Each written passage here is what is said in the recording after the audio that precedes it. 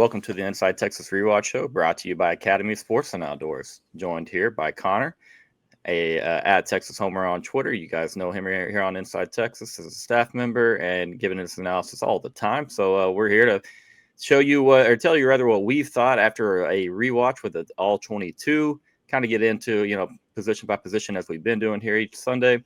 But first, let me tell you what you can do is go on hop over to Inside Texas. The number one source for Longhorn fans, insider notes, recruiting scoops, and in-depth analysis all in one place. Just join for $1 right now and receive a complimentary year to The Athletic. Don't miss, guys. Go subscribe right now. And while you're doing that, throw a quick like on the video. And here we are.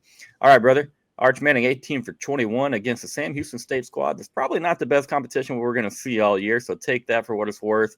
But, hey, he did hit the open routes. The numbers, obviously speak for themselves. Texas has had guys running open in the first three games, that we didn't hit. So you got to be excited about that at least. So tell me what you took from the performance. What does it mean for Arch going down the line? What are your thoughts there? Yeah, 85% completion? I'm sure that'll hold. But he made some nice throws when they were open. A little bit early, sketchy, right? He's kind of trying to throw it on the ground, but the receiver is like a good teammate, helped him out, right? Then he gets comfortable. He's making nicer throws. That's important. I think, look, I'm going to be honest, you can't read too much into this, right? Like, this is not a good team.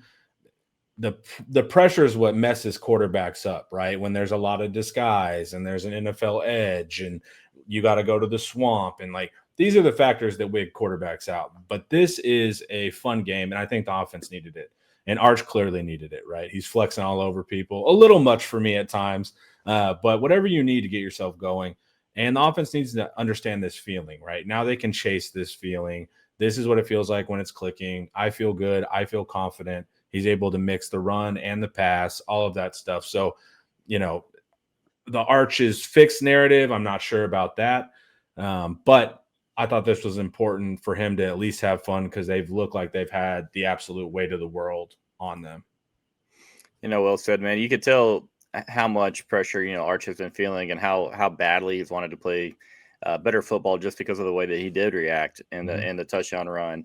And again, probably a little bit too much. Obviously, he's made his comments about that. But this is a young man excited. We see this all the time. I don't think that the reaction would be half as what it was if his name was not Arch Manning, but that is the world that we live in now. And he is Arch Manning and he is in burnt orange. So we're going to have to be used to, obviously, the mad blow up on anything that he does. A little too much, but glad to see the performance. Glad to see him throwing with some confidence. He's got a big arm, man. He did have a little bit of the lows early in that game. He was throwing things down around the knees. Ryan Wingo scooped one up. Parker Livingston scooped one up. So credit them for making those plays. But, yeah, then he did pick it up a little bit, man. He's putting balls on the spot. But what does it mean for Florida? What does it mean for Oklahoma? Those are going to be completely different monsters of tests when you're talking about Ron Roberts and Brent Venables and their defenses. But you had to see this, man. Think about, you get the opposite performance. You get an 11 for 27, and think about what the people are saying then. So important, as you said, the offense to gain confidence here. To have something to be excited about. It wasn't just Arch. We'll get into it, but we saw a lot of people really, really celebrating. Hopefully, it's a moment where the top blows off and a light comes on. Defense is going to be a lot better in the SEC than Sam Houston State, but doesn't mean Texas, can't move the football a little bit. Offensive line, let's go there. I want to talk offensive line. We saw the numbers in the ground game. Arch did give up a sack. There's been a lot of talk, especially here on Inside Texas, about the offensive line. What were your thoughts? Did they, again, taking the competition into the context, grade their performance for me? A B.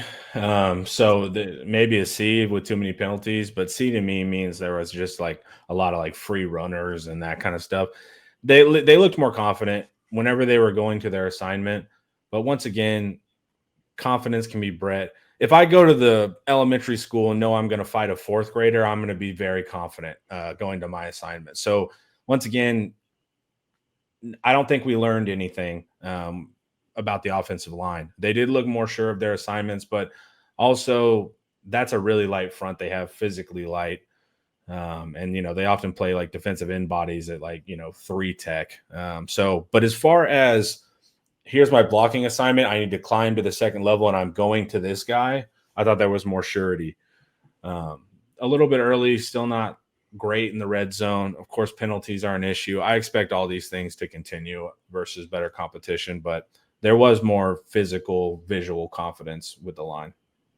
Yeah, I'll agree with you on that. I mean, you could tell they're moving a little more assertively, a little with more decisiveness. I mean, it's not just running backs reading holes or quarterbacks making reads. Offensive linemen also just got to be decisive, got to be aggressive and assertive in their stuff and their reads and what they're doing, climbing to the next level. As you said, was there anybody that you thought maybe improve their play a tick up from maybe weeks before, or how do you think Connor did at center? No. Yeah, everyone improved their play from prior weeks, so yes, they did improve their play. I don't know what that means. So we'll have to see. I thought in preseason, Connor Robertson was important. I still have big questions about if Stroh can play at this level of college football. And I don't think it's a solvable thing. I think it's an athleticism issue. I can't make you more athletic. So I always thought Robertson was a key because ultimately he can go to center, move Hudson to guard, and now you have more stability on the interior offensive line. A little bit shaky early, right? You're playing in front of a lot of people, but yes, offensive line looked better versus Sam Houston State. They had to, right? I mean, you had to. Well, and you made a good point, right? The inverse, if they looked really bad, I warn about this in the preseason because people get mad at me when I talk about it after the games because it's negative. But what you learn from these games is what you do poorly. That tends to scale throughout the season. What you do really well doesn't necessarily scale. So it's true. If they looked awful versus this team, that'd be very scary. They didn't look awful versus this team. So there's a little bit of bright side there. Don't know what that means going forward, though. Yeah, definitely still a lot to work on in that room.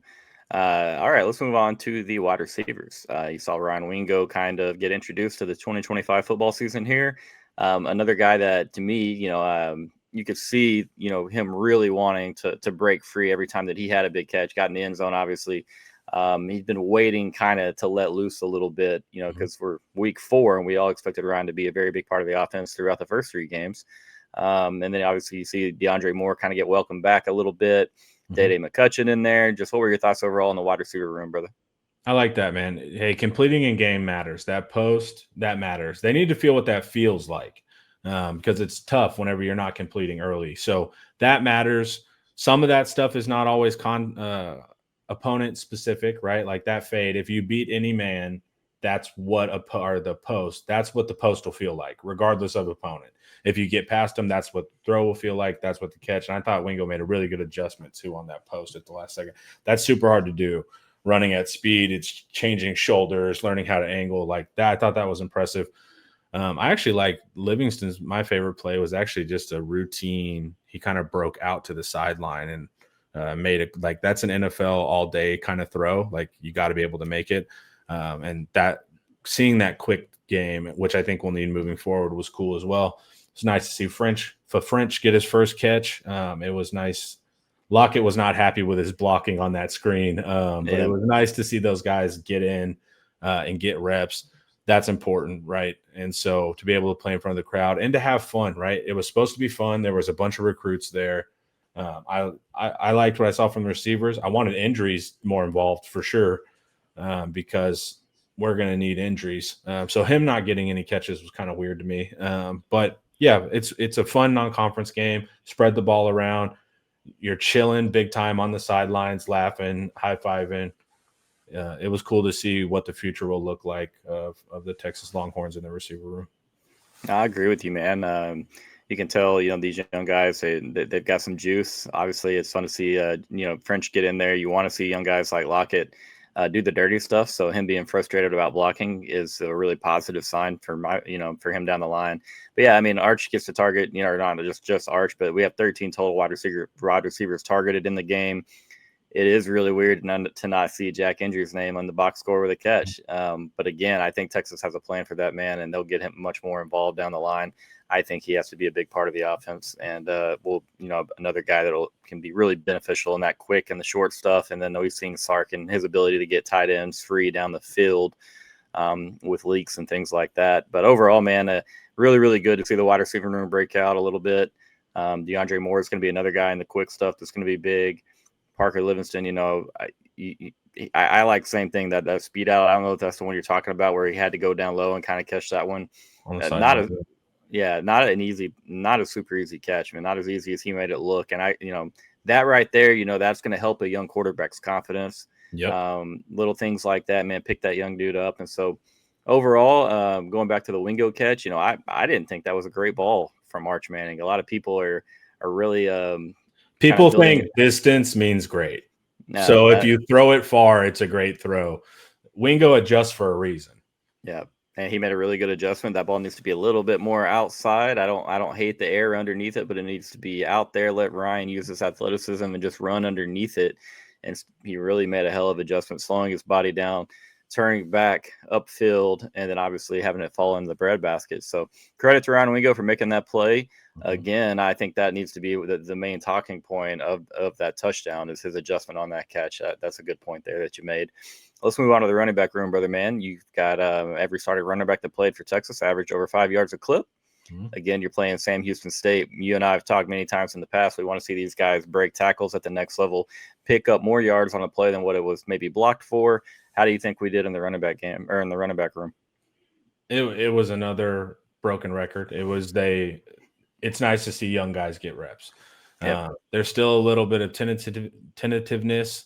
But there was one rep that I keyed in on where Clark caught himself trying to go outside. It wasn't for a gain, but he tried, and then he's like, I need to stay in. And so it's like, that's progress when you see young backs.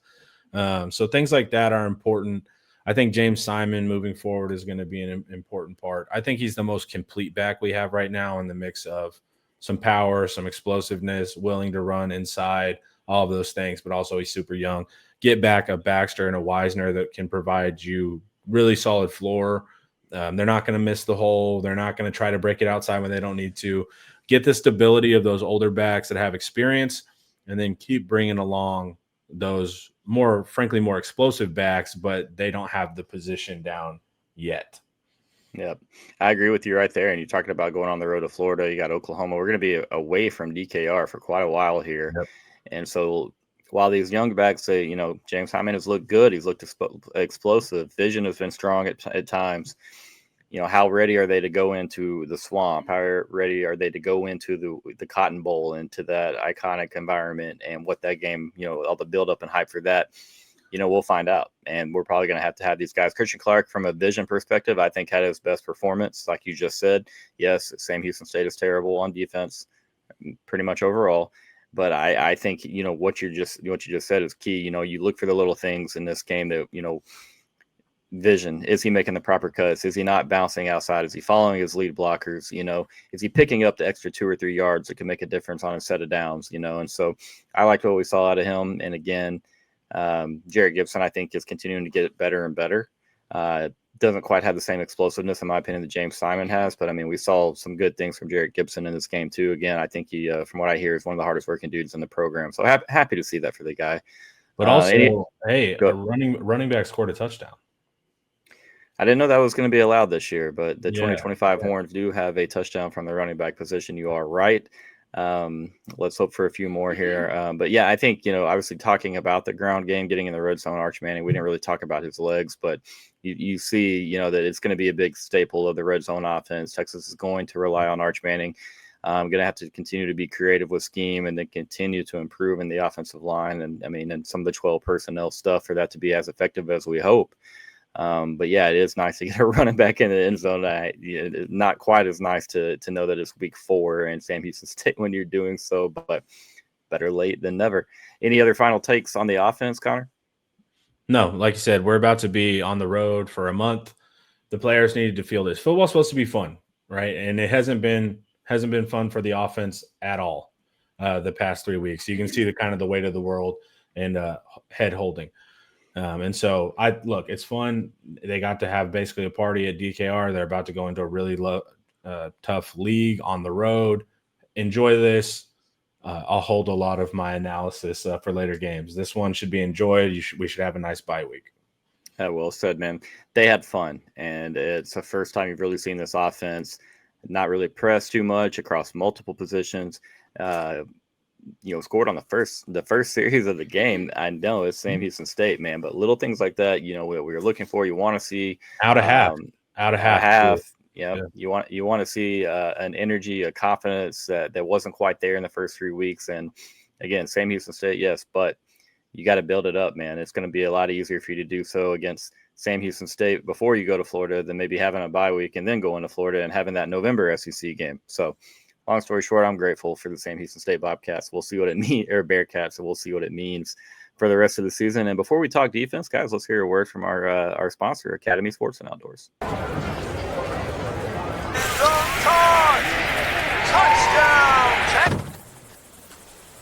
Any gate can be a tailgate. It sure can. Right. Yeah, I mean, amen. Tailgates, I mean, are half the fun. As always, man, defense is probably going to be the shorter portion of this video just because there are less question marks across the board there. And again, it is Sam Houston State, man, but a shutout is always good. The fourth shutout of the Steve Sarkisian, Pete Kwiatkowski era. But, man, we got to see some young pups. And Texas has NFL talent all over that two deep, man. It is very impressive. Again, sometimes a little confusing. The offensive football, the mindset of the offensive room, and then flip that to the defensive room, and it just oozes confidence. It oozes playmaking ability. What do you take away? We'll start with just anywhere on the defense. You pick where we start on the defense and what you want to talk about. Yeah, I know people were like, where were the turnovers? There wasn't a lot of opportunities. It's like that was that offense is inept. Like when Watson threw, it looked like he was punting. It would be out of bounds. Jelani McDonald, he had my favorite play. Not that he jumped up, because as soon as the quarterback threw it, Jelani, if you watch him, he goes like this. Like, he gets so excited, dude. Like, he knows he's going to get that interception. Then the vertical NFL scouts are like, check. So Jelani will be out of here quickly. I think the safety play has been immaculate. We knew what Taft was going to do for us, but he's so crucial, man. Like, he's the mind of that defense. And then you see Jelani playing so inspired on top of that. So love the safety play. Wasn't a lot of opportunities.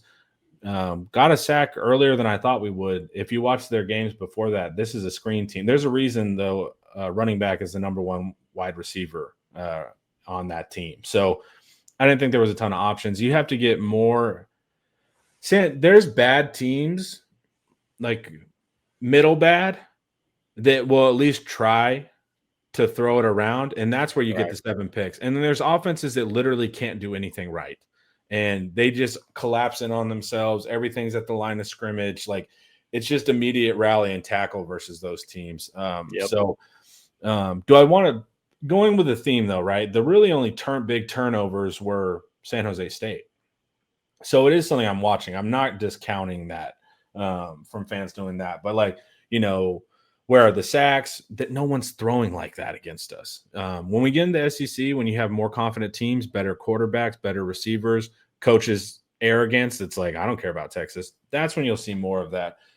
So as far as, making the big exciting plays, I get why that hasn't really occurred in non-conference. The big exciting thing is the young players. So you're watching the second and third string, just wait 3 years, 2-3 years. Like this, they're the second generation to me. Like, Anthony Hill to me is still first generation. Colin Simmons is like right bridging that gap, but like we're about to see the true next wave, going into year 6, 7, however long it goes. And so, yeah, there's NFL players all over the place. Jonah Williams, I know he's big, but when he's at safety, you're like, what the hell? He's huge, dude. When he was tracking a guy in man, I was like, that's insane, So he's awesome.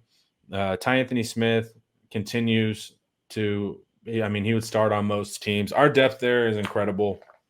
The future for these guys, Lance Jackson's a first rounder. He pops on the all 22 and has been all non-conference. Like, if we didn't have this edge room, like, you could start Lance Jackson, and feel great about it. And so, yeah, that's all depth. This defense hasn't been tested. So that's what we have to know going forward. But they're against these bad teams, they're performing exactly how you want to see them perform. Texas offense was not doing that until this game. So that's why we worried there. But this is what it's supposed to look like. People were saying, potentially 10 points from Sam Houston. I was like, there's no way this team's getting in scoring position twice.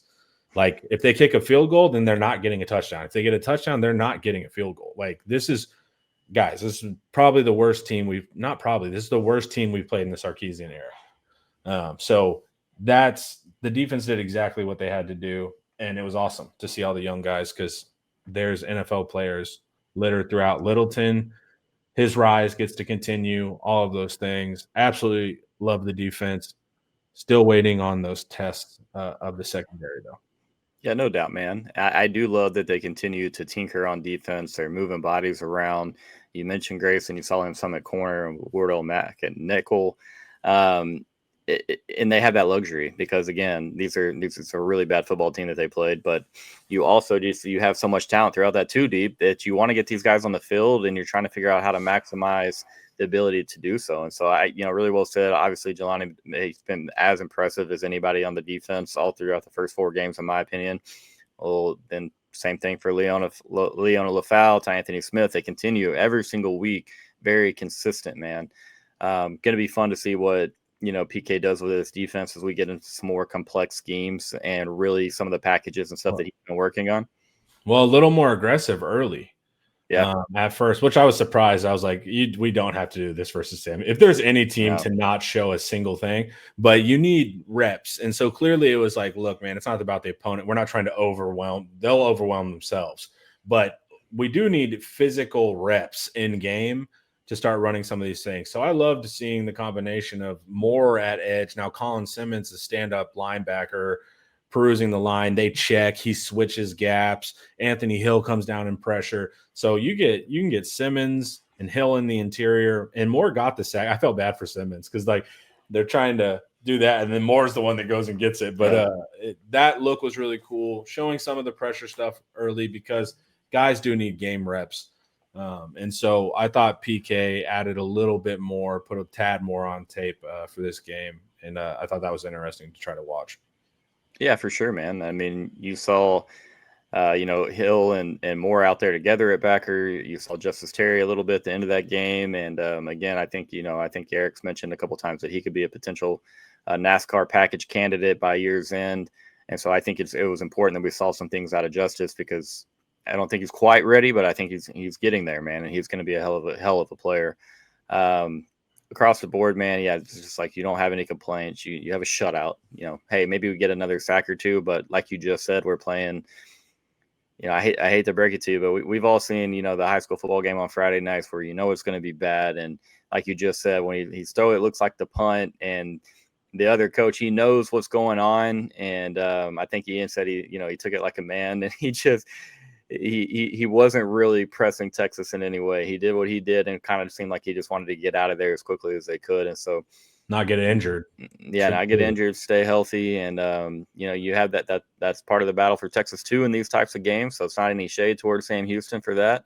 It is what it is with schedules like that. And so you have no complaints about the defense. I don't think there's an opportunity to pick up too many more sacks. I really don't. The turnovers, the opportunities didn't really present themselves. Maybe you break your football free, put it and get it on the ground here. A time or two would have been nice, but you do want to see Texas turn over a DJ Lagway, who has continued to turn the football over. You want to see them turn over a John Mateer, who is going to put the ball into some tight windows, and it's had turnovers each week. So time will tell, man. Any other thoughts, takes, opinions on the defense from Texas on Saturday?